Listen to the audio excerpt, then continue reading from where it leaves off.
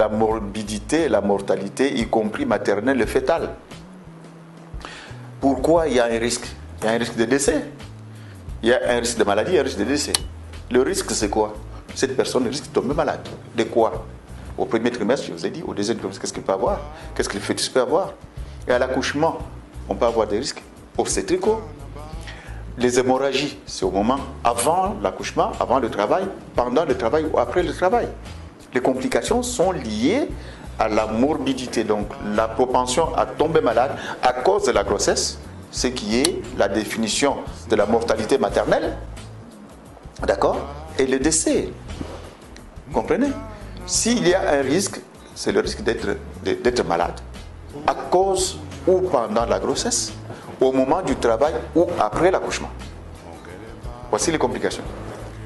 Si vous prenez un à un, vous prenez l'hypertension, le risque c'est quoi?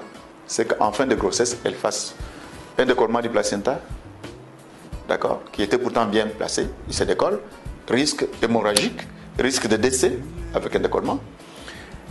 La prééclampsie, elle tue dans 80% des cas. L'éclampsie elle-même, c'est un facteur majeur de mortalité maternelle. L'autre risque, c'est les infections. Vous prenez les infections, que ce soit au premier trimestre, au deuxième trimestre, au troisième trimestre, comme celle que nous avons qui est courante maintenant, le VIH, si elle n'est pas prise en charge dès le départ, vous débouchez sur le risque de décès materno-fœtal. Donc le risque, les complications d'un mauvais suivi de grossesse à haut risque, c'est la morbidité et le décès de la maman et de son mobile. Et son maintenant, mobile fœtal. comment ils sont diagnostiqués ou les diagnostics sont toujours compris dans les...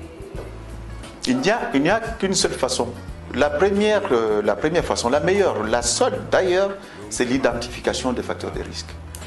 Dès qu'on a identifié les facteurs de risque, à chaque facteur, il y a une possibilité de confirmation par les examens, par la clinique, qui va vous permettre une prise en charge. Donc, ce n'est pas comme dans les autres maladies où vous faites beaucoup de radios pour savoir ce qui se passe. Non.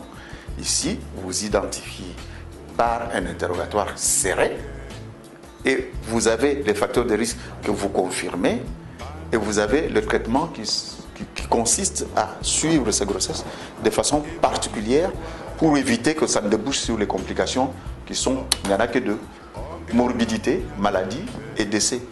C'est tout.